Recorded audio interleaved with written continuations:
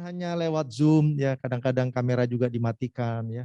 Lalu kita nggak tahu itu di Zoom dia ngapain ya karena kameranya dimatikan. Tapi kalau sekarang kita tahu bahwa kita memang sedang konsentrasi, fokus untuk apa?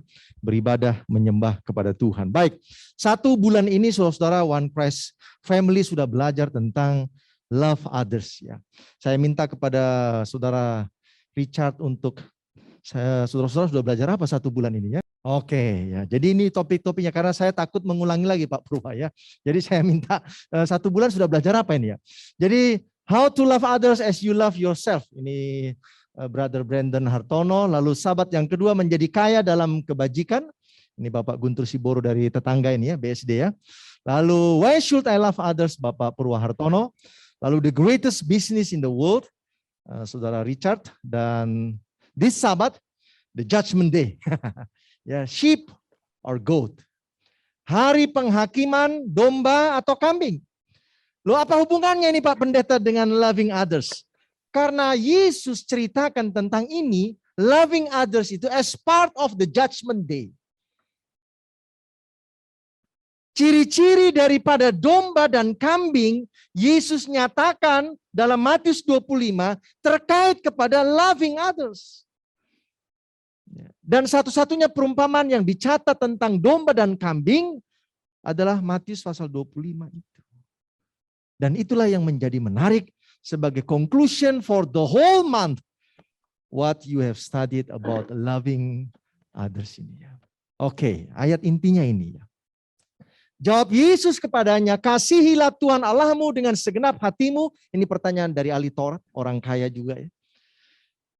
Dan dengan segenap jiwamu dan dengan segenap akal budimu, itulah hukum yang terutama dan yang pertama.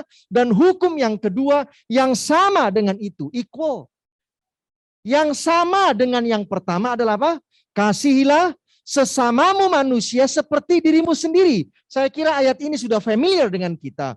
Tentang kasih kepada Allah itu identik dengan kasih kepada sesama. Seperti saya mengasihi apa? Diri sendiri. Itu sebabnya kasih itu 3 arahnya ya. Yang pertama kepada Allah, yang kedua kepada sesama, dan yang ketiga kepada diri sendiri. Nah, 1 bulan ini saudara belajar tentang loving others. Saya tidak tahu bulan depan topiknya apa ya, tapi 1 bulan inilah itu yang kita pelajari. Dia tidak connect dia. Oke. Pertanyaannya others ini siapa Pak Pendeta? Saya coba definisikan dalam Alkitab ya. Strangers itu others. Orang asing yang Anda tidak kenal sama sekali.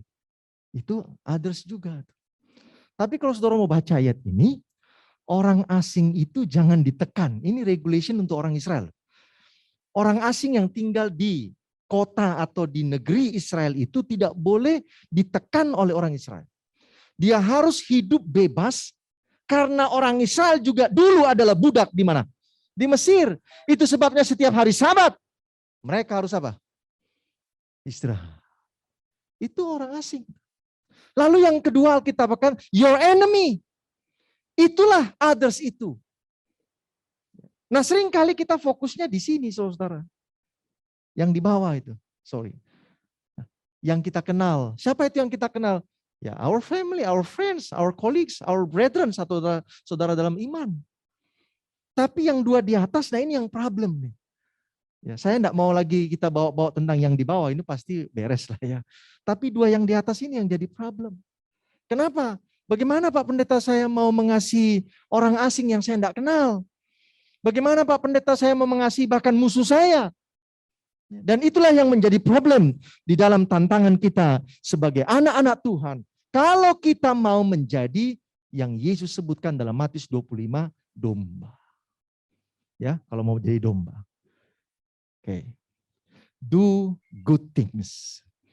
Melakukan hal-hal yang baik is not just about money. Melakukan hal-hal yang baik is not just a big thing. Oh, kalau saya melakukan yang besar, publikasinya ada lagi gitu ya. Diviralkan gitu ya. Maka itulah perbuatan baik. No. Perbuatan baik itu terkadang tidak terlihat oleh mata jasmani manusia. Tetapi terlihat recorded oleh mata Tuhan kita. Nah ini yang perlu kita mengerti, saudara. Kalau dunia kan sekarang dikit-dikit bikin baik, bikin video viral ya. Ya kan? Seluruh Indonesia lihat viewers naik, duit datang. Jadi saya bikin perbuatan baik, naikkan viewers saya, tapi baliknya ada sama saya duit. Ya. Padahal Alkitab tidak begitu caranya. Apa yang dibuat oleh tangan kananmu, tangan kiri tidak boleh lihat. Nah tapi sekarang dunia beda. Yang dibuat tangan kanan, tangan kiri, tangan tengah semuanya harus tahu. Dan itu tidak cocok dengan apa yang Alkitab katakan tentang do good things dalam kehidupan kita ini. Oke, the judgment day. Mari kita buka Alkitabnya. Saya tidak taruh ayatnya kata demi kata. Saya hanya taruh kesimpulannya saja. Ada yang mau bantu baca? Matius 25 ayat 31 sampai 34. Ada yang mau bantu baca? Matius 25 ayat 31 sampai 34. Saya hanya taruh kesimpulan di screen.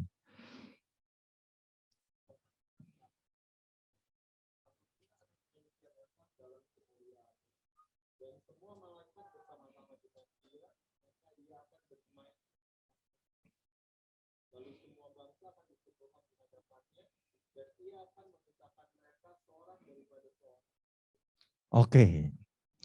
Ada kaitannya kepada kedatangan anak manusia. Ada kaitannya dengan Yesus yang akan menjadi apa? Raja. Ada kaitannya dengan memisahkan. Memisahkan dalam pemahaman Alkitab, it's about a judgment. Karena mau dipisahkan yang mana ini domba, yang mana ini apa? Kambing. Dalam penghakiman tidak ada yang namanya dombing. Dombing itu setengah domba, setengah apa? Tidak ada, saudara. Saudara dan saya boleh hari ini dombing. Boleh. Ya, karena kita kan tidak tahu, tidak bisa menghakimi. Pak Pendeta Pardusi sebenarnya kambing apa domba. Kan nggak bisa kita menghakimi. Tapi Yesus akan pisahkan kita ini nanti. Siapa yang domba di sebelah mana, di kanan? Kanan kan? Kambing? Sebelah kiri. Makanya kalau di gereja duduknya sebelah kanan, Pak. Itu kelompok domba. Oh kanan. Oh ya kanan. Ya. Kalau di kiri kambing, ya. Ya.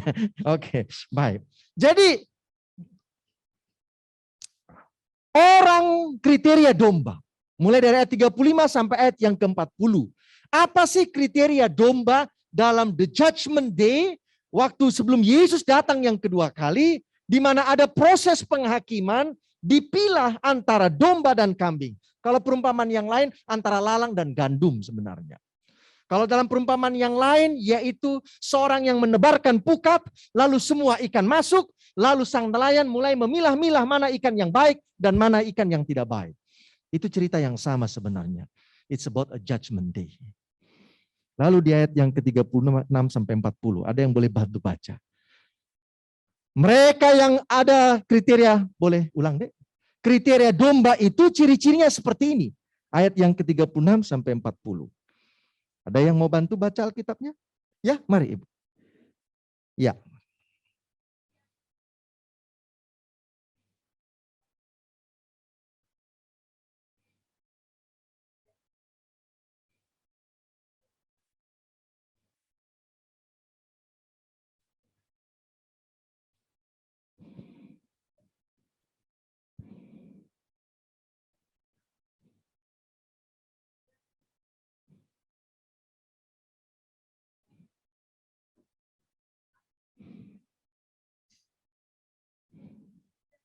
Kan orang-orang banyak itu mendengar terkejut, saudara.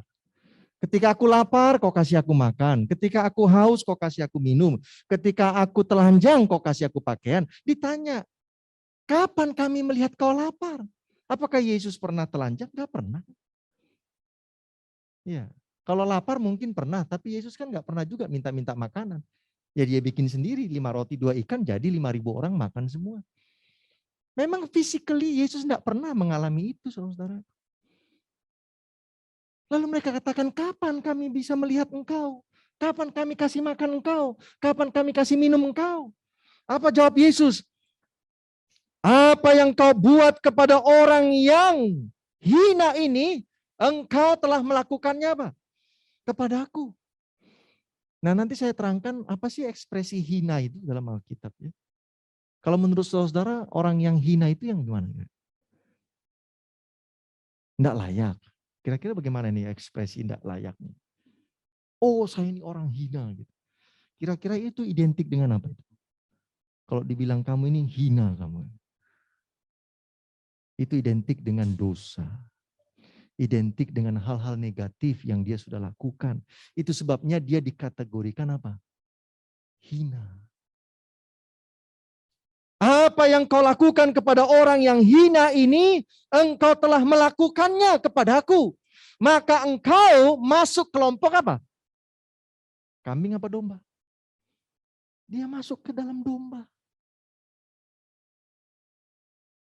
Begitu kriteria yang Alkitab katakan tentang domba yang akan dipilih oleh Tuhan untuk dimasukkan ke dalam kerajaan sorga.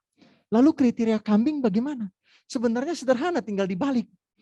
Yesus katakan demikian. Kalian ini kambing karena ketika aku lapar kau tidak kasih aku makan. Ketika kau haus kau tidak kasih aku minum. Ketika aku tidak punya rumah kau tidak aku kasih tumpangan. Ketika aku telanjang kau tidak memberi aku pakaian. Ketika aku dalam penjara engkau tidak datang melihat aku. Maka engkau masuk ke dalam kelompok orang yang terkutuk. Dan engkau akan masuk ke dalam api yang disediakan untuk iblis dan malaikat-malaikatnya. Nah itu sebabnya saudara-saudara kita dalam sebuah komunitas anak-anak Tuhan. Perlu dibuat program-program yang menolong umat-umat Tuhan ini untuk melakukan hal-hal yang Yesus katakan sebagai bagian daripada domba itu. Kalau tidak kita masuk dalam kelompok kambing Bapak Ibu. Ya. Nah dulu kalau saudara jalan di daerah Pulau Jawa ya, di kampung-kampung ini Pak Purwa, itu selalu depan-depan rumah itu ada kendi isi air.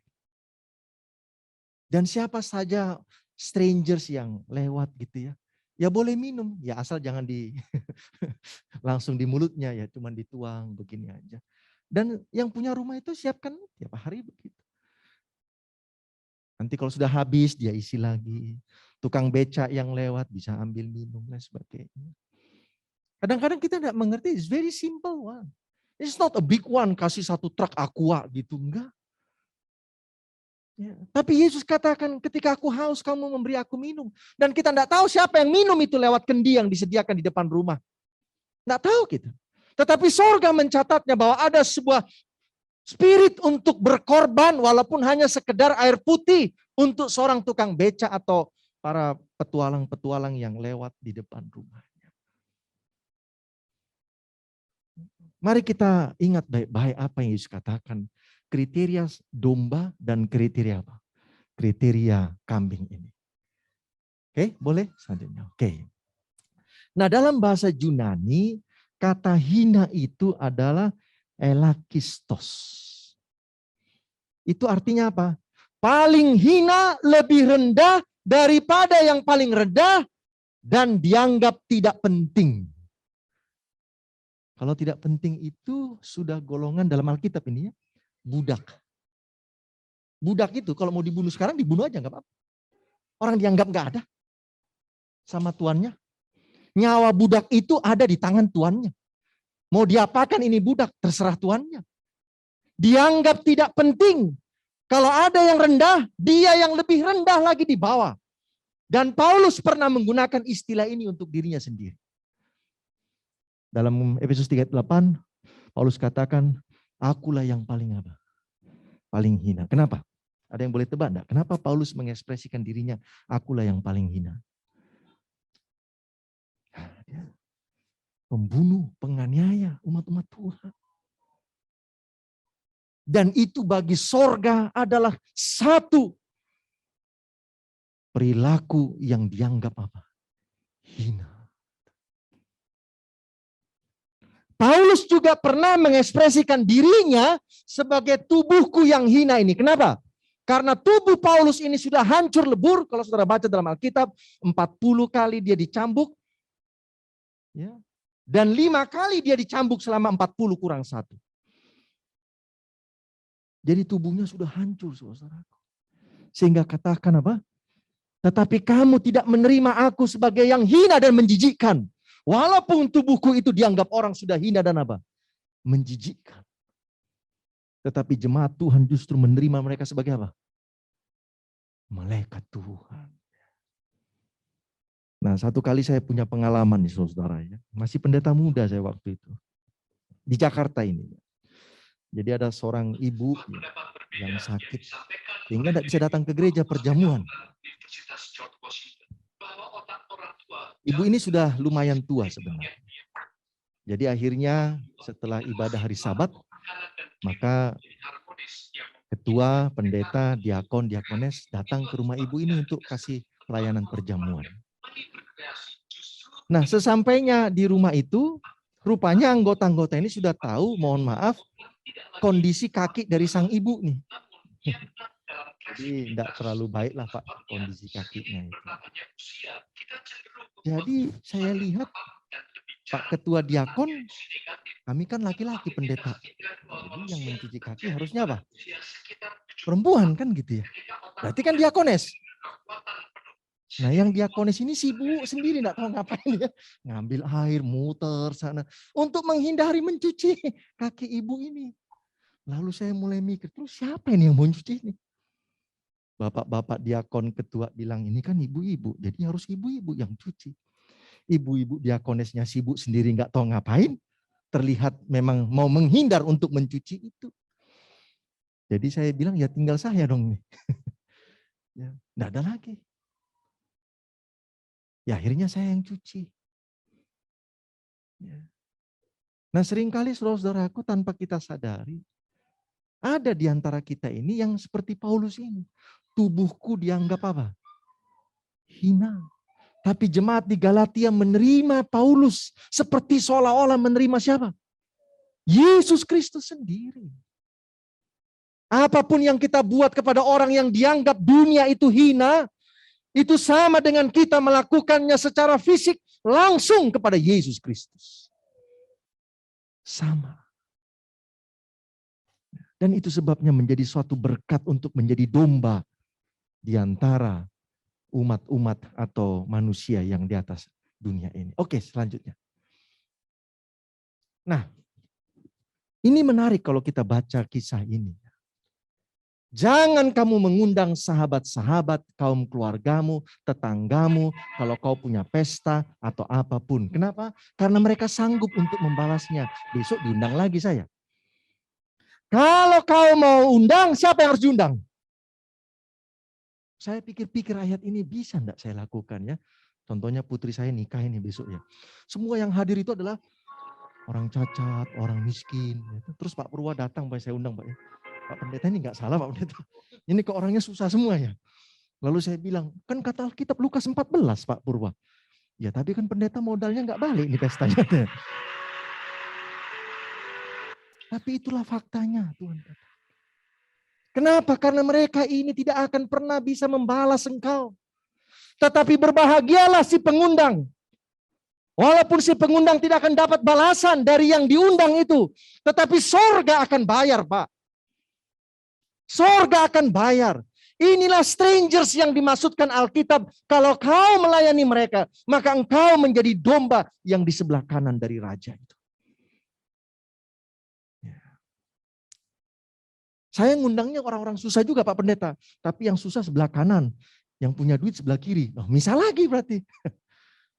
Nah, Alkitab katakan demikian. Selanjutnya. Better than tax collector and pagan. Lebih bagus dari pemungut pajak dan orang yang tidak menyembah Tuhan. Bagaimana caranya? Kalau mau lebih baik dari mereka. Caranya Yesus katakan.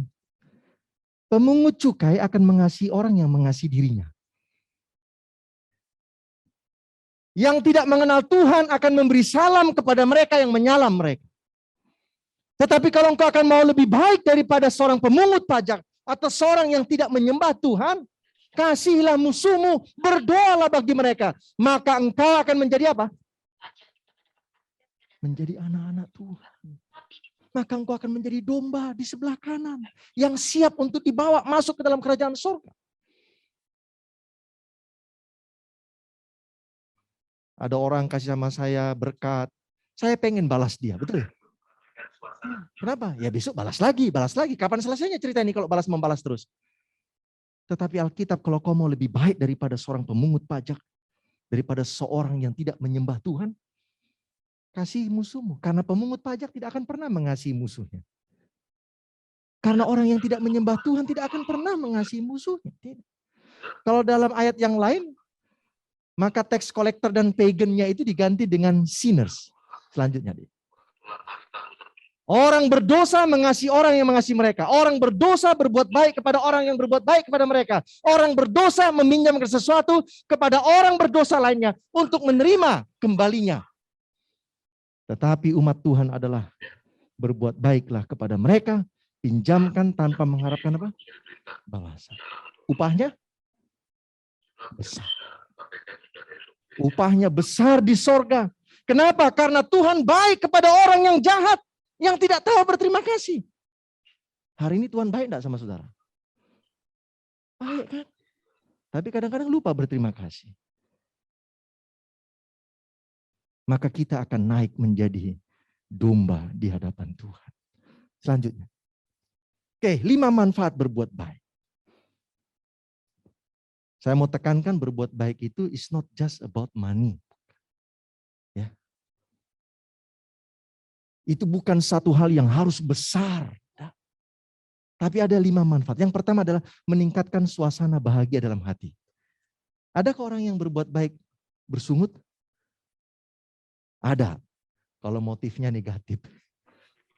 Capek lah, gini terus, mulai bersungut ya. Padahal dia berbuat baik sebenarnya. Tapi karena motifnya beda dalam hatinya, ya, akhirnya menjadi persungutan buat dia. Tapi orang yang berbuat baik itu harusnya meningkatkan suasana bahagia dalam hatinya. Nanti ada risetnya yang saya kasih. Terus ya, hubungan sosial menjadi lebih kuat, betul enggak? Bayangkan kalau satu komunitas seperti ini, anak-anak Tuhan, semuanya saling berbuat baik. Pasti hubungannya baik. Pasti hubungannya senang. Pasti hubungannya apa? Lebih baik di gereja dan lain sebagainya. Selanjutnya, kesehatan fisik dan mental semakin baik, betul? Ya, nanti saya kasih contohnya dari seorang yang telah membuktikan ini. Yang keempat, menjadikan diri tidak mudah dipengaruhi oleh hal-hal negatif. Orang yang setia atau tulus berbuat baik, gosip apapun yang negatif, dia tidak akan terpengaruh dengan itu. Karena dia lebih fokus kepada apa yang membuat hatinya gembira. Dan itulah melakukan apa? Perbuatan yang baik. Terus, menjadikan diri lebih mudah untuk apa? Menyayangi diri. Menyayangi diri itu bukan selfish ya, bukan. Tadi Alkitab katakan, kasihlah Tuhan Allahmu, kasihlah sesamamu seperti engkau mengasihi apa? Dirimu sendiri. Kalau saya berbuat baik kepada seseorang, itu berarti saya sedang berbuat baik kepada diri saya sendiri. Dan itu bukan selfish. Selfish itu tidak senang orang lain senang. Itulah selfish. Kalau self-love, saya senang orang lain senang supaya saya ikut senang. Itulah self-love. Bukan apa? Bukan selfish. Oke, selanjutnya. Nah, 13 November adalah World Kindness Day. Udah pernah dengar Bapak Ibu? Ya, jadi 13 November itu seluruh dunia berusaha untuk melakukan apa? Kebaikan-kebaikan. Baik kepada sesama, baik kepada makhluk-makhluk yang lain, ciptaan Tuhan, baik kepada bumi ini sendiri. Bahwa manusia ini harus baik kepada bumi ini, supaya bumi ini baik sama kita. Kalau enggak, habis kita di bumi ini. Karena bumi ini justru akan apa? Menghancurkan kita dengan bencana-bencana alam. Oke, selanjutnya. Nah, satu kali Presiden Barack Obama, waktu dia masih presiden, tahun 2019 dia katakan begini. Tidak ada kelemahan dalam kebaikan dan kasih sayang. Bukanlah suatu kelemahan jika Anda memperhatikan orang lain. Anda bukanlah seorang tolol jika memiliki integritas dan memperlakukan orang lain dengan perasaan apa? Perasaan hormat. Tidak ada kelemahan kalau seseorang itu selalu rajin berbuat baik. It's not a weakness for us. It is a strength for us. Itu kekuatan buat kita. Nah, itu sebabnya tidak ada kata menyerah untuk selalu belajar untuk melakukan apa? Perbuatan baik. Terus ya. Oke. Kalau nanti saudara punya waktu mau baca-baca buku ini boleh. Live longer, happier, and healthier with the groundbreaking science of kindness. Hidup lebih panjang, lebih gembira, lebih sehat dengan dasar berbuat kebaikan. Teori yang dibawa adalah the rabbit effect. Apa ini teori rabbit effect? Nah, nanti saya jelaskan. Mari teruskan. Oke, pengarangnya adalah Kelly Harding dari Columbia University. Dia meneliti gejala berbuat baik dalam bukunya The Rabbit Effect. Kesimpulannya seperti ini. Kebaikan membantu sistem kekebalan, tekanan darah, membantu orang lain hidup lebih panjang dan lebih baik. Saya mendengar kajian tentang kelinci di tahun 70-an. Satu kelompok mendapatkan hasil yang lebih baik dan mereka ingin mengetahui apa yang terjadi dengan kelinci-kelinci ini. Ternyata kelinci dengan hasil yang baik diperoleh oleh peneliti yang benar-benar apa? Jadi kelinci aja tahu kalau yang meneliti dia itu baik gitu ya. Mungkin kalau dia menyayat ataupun apa, pelan-pelan dia. Kalau yang nggak punya kindness, kalau ini pelan gitu ya, mungkin dibelai-belai dulu gitu ya. Jadi rupanya hasilnya lebih baik daripada kelinci yang lain. Coba saudara-saudara, kelinci aja ngerti bahwa yang memperlakukan dia itu lebih baik daripada yang lain. Lalu dikatakan kebaikan dapat membawa perubahan dan membantu orang menghadapi berbagai hal di dunia ini. Ketika Anda stres, maka kebaikan bisa menolong stres Anda itu supaya berkurang. Ya. Ada orang stres masuk kamar, mengunci, mengurung diri, berjam-jam, berhari-hari. Salah. Kalau Anda stres, mendingan keluar, bagi-bagi itu duit. Bagi-bagi itu kasih makanan sama orang. Justru stresnya akan turun. Kenapa? Karena Anda melihat orang senyum. Dia enggak makan, dia senyum. Anda pun ikut senyum. Puji Tuhan, saya masih bisa kasih makan. Dia sudah enggak bisa makan. Lalu apa kesimpulannya? Seringkali lebih mudah berbuat baik kepada orang lain daripada dirimu sendiri. Terdapat banyak cara untuk berbuat baik kepada diri kita dan orang lain. Di tempat kerjamu, di sekolah, di rumahmu. Lalu dia tuliskan begini, bidang kedokteran dan teknologi semakin membaik. Tetapi Anda tidak bisa menggantikan kebaikan seorang perawat. Setuju enggak? Jangan-jangan besok-besok ada perawat robot nih. Dia suntik, terus gitu. Nggak ada bilang misi ya Pak, napas, nggak ada lagi. Pokoknya selesai persoalan. Nggak bisa. Kebaikan seorang perawat itu lebih mahal daripada kecanggihan seorang robot yang menjadi perawat. Ya, karena kebaikan itu masalah hati Pak, bukan masalah mesin. Ya, kalau sampai mesin bisa menunjukkan kebaikan hati seperti manusia, kacau nanti kita ini. Ya, ini kesimpulannya karena dia seorang dokter juga. Selanjutnya. Oke, ada satu cerita tentang John Rockefeller. Saya kira saudara-saudara sudah berulang-ulang dengar ceritanya. Tapi inilah pentingnya doing kindness, doing good things kepada sesama atau bahkan kepada orang-orang yang tidak kita kenal. Love is a fundamental requirement for the human soul. Many people are able to survive because of love. Banyak orang yang bisa bertahan hidup karena kasih yang mereka bagikan dan kasih yang mereka terima dalam hidupnya. Tetapi banyak orang tidak bisa survive dalam hidup ini karena dia tidak bisa membagikan kasihnya dan tidak ada yang mengasihi dia sama sekali. Makanya cepat mati, Pak. Coba istri yang selalu dianiaya. Mana ada panjang umur, Pak? Yang ada cepat mati istri itu. Coba kalau suami yang sering dianiaya, panjang umur suaminya. Ya enggak juga, cepat juga itu. Ya. Nah, pengalamannya adalah the real story dari John Rockefeller. Saya baca ceritanya ya. Don't be afraid to give up the good to go for the great.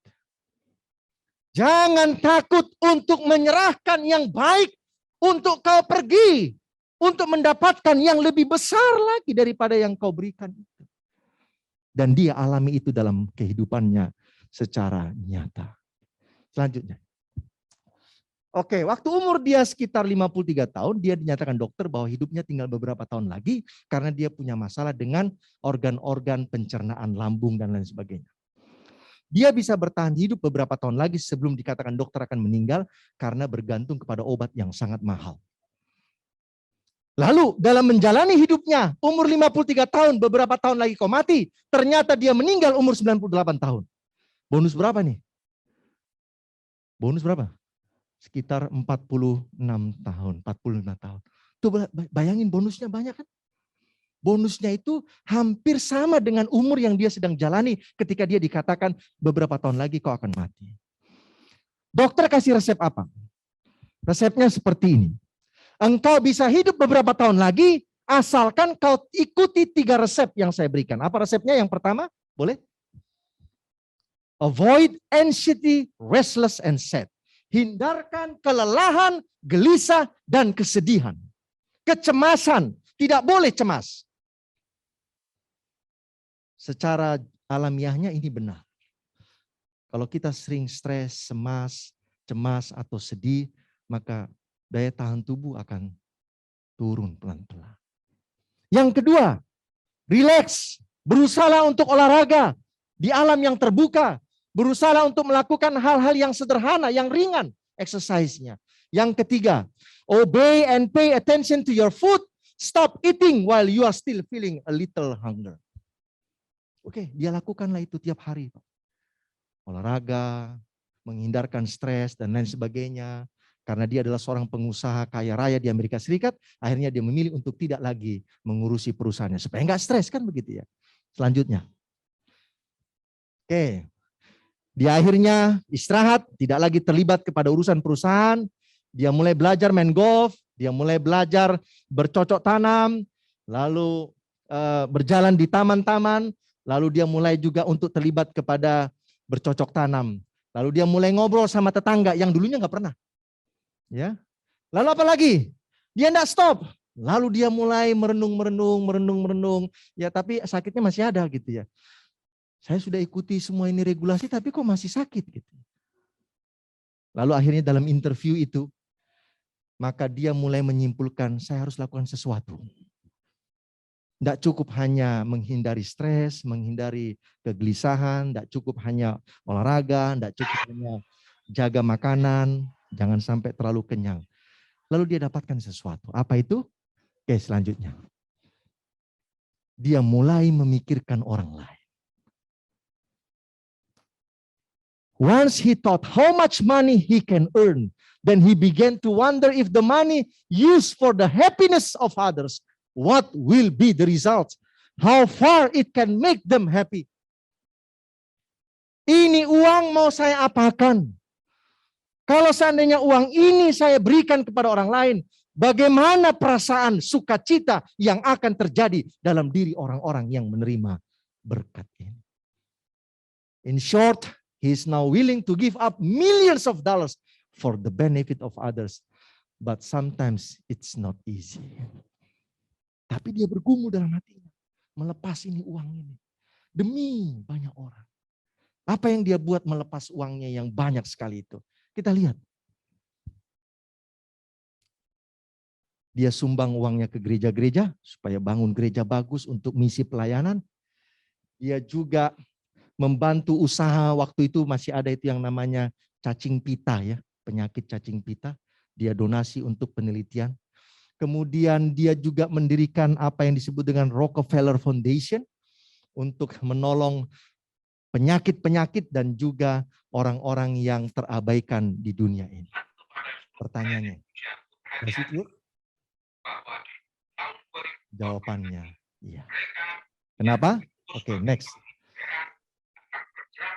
Finally, he was satisfied. Umur 53 dapat bonus 98. Amin. Siapa tahu kita sekarang lagi kurang sehat ya, ke dokter bolak-balik nggak sembuh-sembuh, obatnya murah Pak. Obatnya murah. Apa itu? Do good things. Ketika orang tersenyum karena perbuatan baik saudara, walaupun sederhana, maka itu akan membawa efek positif. Tapi efek positifnya bukan hanya itu. We are part of domba. Ini yang lebih menarik. Kita bagian dari domba yang disisihkan Tuhan di sebelah kanan. Untuk dapat hidup yang kekal. Oh Pak Pendeta, kalau begitu kalau masuk surga jadi domba aja buat banyak-banyak baik. Enggak juga begitu caranya. Kita selamat hanya oleh kasih karunia. Tetapi kasih karunia itu kita buktikan. Saya sudah terima kasih karunia. Now I share the love of Jesus Christ with others. Itu sebenarnya prinsipnya. Bukan untuk mendapatkan keselamatan. Bukan. Ya. Oke, selanjutnya. Oleh sebab itu, janganlah kita jemu-jemu berbuat baik. Karena apabila sudah datang waktunya, kita akan menuai jika kita tidak apa? Nah, inilah kadang-kadang yang kita, aduh pendeta capek pendeta. Bikin baik terus sama gereja, tapi gereja begitu sama saya. Capek. Alkitab katakan jangan jadi lemah. Karena itu selama masih ada kesempatan, marilah kita berbuat baik kepada semua orang. Tetapi terutama kepada apa? Kawan seiman. Jangan lemah. Karena kalau kita berhenti, maka kita berhenti menjadi bagian dari ciri-ciri domba itu. Lalu kita bisa pindah ke sebelah nanti. Yang namanya kambing. Selanjutnya. Keep doing good. Without expecting anything in return. And God will take care of your needs. Tetaplah berbuat baik tanpa mengharapkan apapun. Karena Tuhan akan menyiapkan apapun yang kau butuhkan. Ya. Jangan menjadi lemah. Ya. Capek pendeta. Enggak. Karena Tuhan juga tidak pernah capek dengan kita. Pernahkah Tuhan capek dengan kita? Tiap pagi doanya minta melulu, minta melulu. Enggak, Tuhan tidak pernah capek sama kita. Karena upah besar yang disiapkan Tuhan. Kiranya Tuhan memberkati saudara-saudara, One Christ community ini, agar kita boleh tetap menjadi domba. Sampai Yesus datang. Caranya sederhana. Apa itu? Loving others. Do good things. Even though it is a simple one. Tuhan memberkati. Amin.